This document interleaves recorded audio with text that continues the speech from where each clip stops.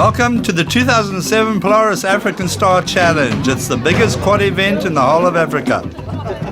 We're sitting here with the creme de la creme, all the superstars from the selection phase. Welcome everybody. It's nice to have you all here. I think you did a hell of a job there. And for those of you who haven't been to Namibia, we're now in the real dunes. The spectacular event takes place in Namibia. There are 40 contestants in 4 age groups, 16 to 26, 27 to 40, 40 plus, and of course the ladies class. All the competitors compete on identical quads for this event. There's 18 exercises to be done over the 4 days, and a point system on each exercise will determine the winners. Day one started off very cold and wet. There was a lot of cloud cover and there was a lot of moisture in the air, which was to play an important part later on. Okay, we're here on the Polaris Challenge, and these are the quads we're going to be using for this adventure. This is the Polaris Scrambler 500. It's their enduro trail type quad. What is unique to this quad, it's got a 2-wheel drive and what they call an all-wheel drive system. When you're in all-wheel drive, and specifically when you're in reverse, it doesn't automatically send all the power to the front wheels. You have here a reverse override button. If you get going in reverse, it only uses 2-wheel drive no matter where the switch is, and if you get stuck, you have to hold that button in, and then it will drive the front wheels and power you out. I'm very sure Sarah is going to set us one test. We are going to need to know how to use that special button to get the extra traction to the front wheels to get you out of trouble backwards. I know he's going to do it, and if you don't know how to use that button, you're going to be in trouble out here.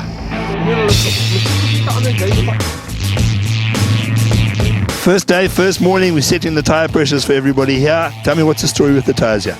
Well, to make it fair for all the contestants, we need to make sure that according to your weight, you need to set up the tires, and they all need to be the same. So it starts off at 0.5 for all the light oaks, and all the heavy oaks goes down to 0.35. So just even out the competition, so it's in fairness that everyone can compete on the same grounds. Thanks a lot, and by the way, my quad's the one just in front there. Thanks a lot. Cheers. Heading out for the start of the first day's event and riding through the desert, there's one golden rule, and that is one track in and one track out only. What we've got here for our first test, it's a figure 8, which means 2 guys run at the same time and they cross at a point halfway through. The 40 contestants that we have here are the finalists that came from 800 entrants that went through a series of regionals in South Africa.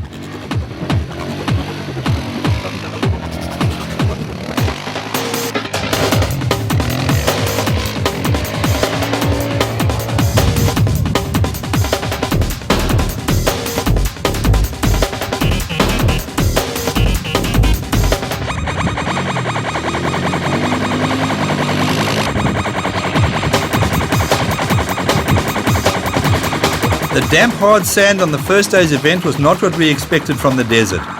A lot of the guys battled to find traction on the hard packed surface, and wild slides were the order of the day.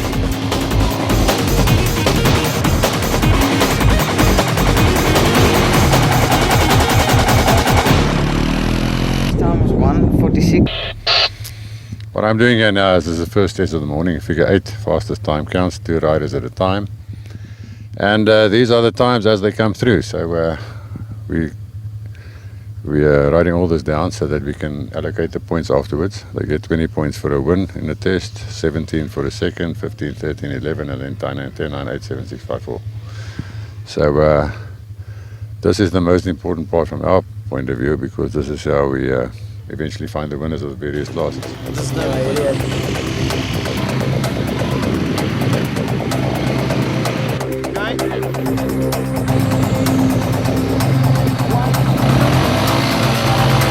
The second test was some short, difficult hill climbs. A lot of the guys were looking for different lines to find traction to get up the hills.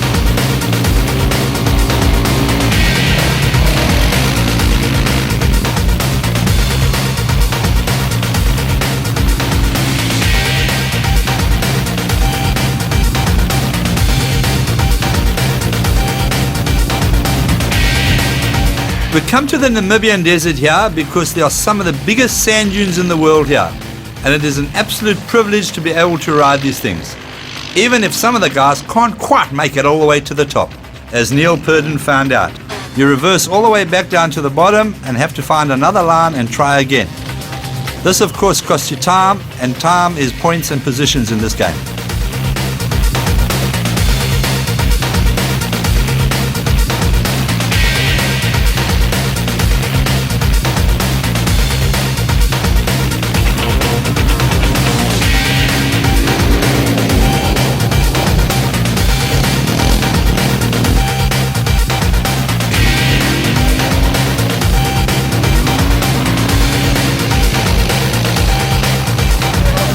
The end of each test is measured when the quad comes to a complete standstill.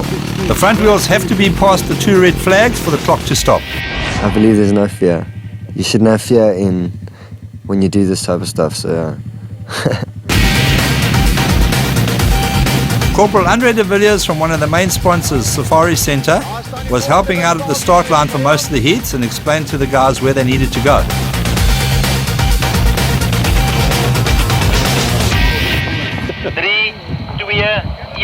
Go.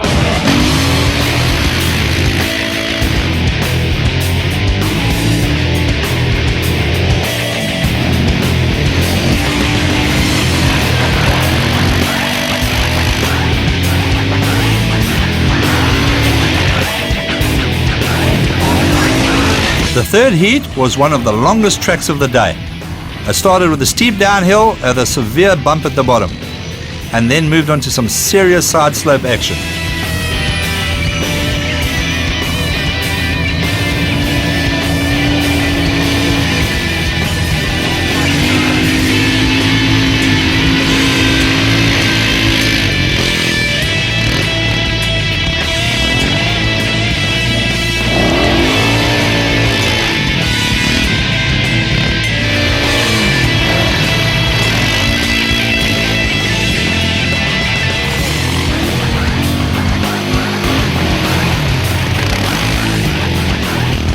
Tertius Bierman, one of the local Namibians, actually found out just how steep some of the dunes in his backyard were.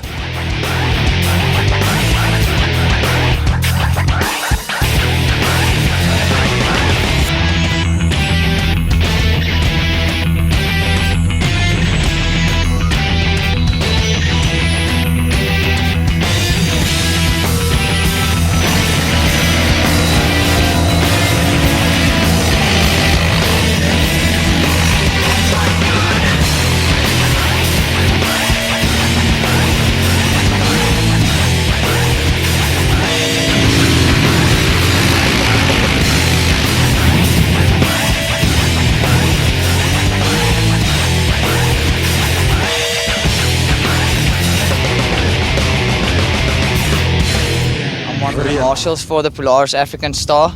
I'm here to check if any of the challengers knock over poles or assist them in any case if they've fallen over to help them.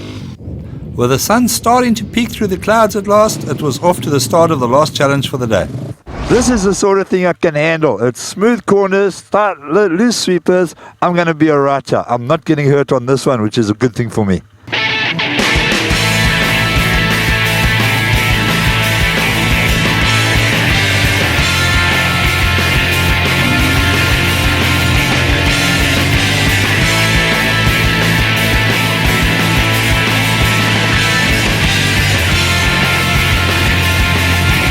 In the youngsters class, the lighter weight of the riders made it much easier for them to get through on top of the sand, and they recorded a lot faster times than the older and heavier guys. Watching David Peters here, you can see how much body English and action he has to put into his quad to get it around this course. The corners, the dips, the hills, you get bounced around, moved all over, you have to throw your weight around, everything just to get these quads to go in the direction you want to. Then you have to try and stop them turning over when your outside wheels get caught in the ruts.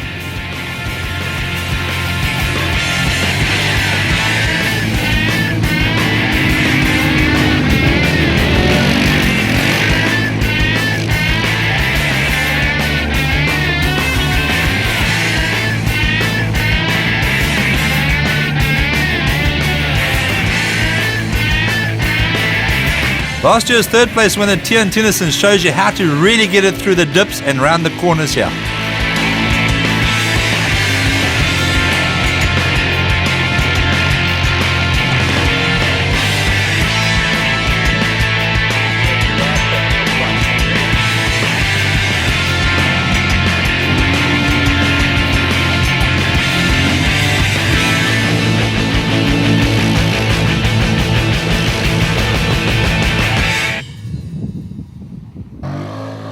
Tertius Bierman once again riding beyond the limits of his ability and paying the penalty for it. Fortunately, there were no injuries to either him or the machine. That's one of the joys of riding in all the soft sand. No, 112. Luckily, he was still able to get back on and made it to the finish.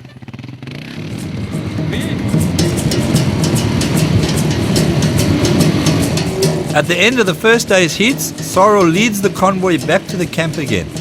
One of the joys of being out here in the desert is the beautiful sunsets and incredible scenery we get to see.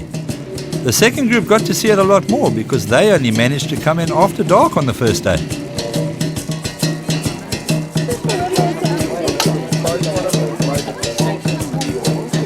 We all enjoyed a nice welcoming meal while we waited for Sorrel to get the results printed and put up on the notice board.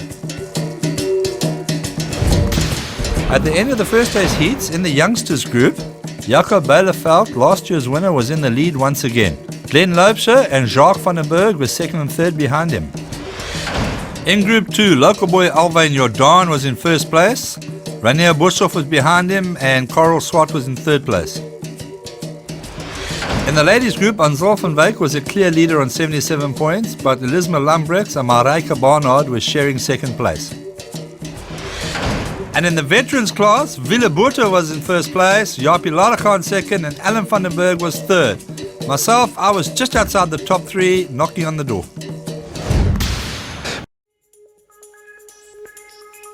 Welcome back, my friends, to the show that never ends. We're so glad you could attend. Come inside, come inside. There behind the glass stands a real blade of grass. Be careful.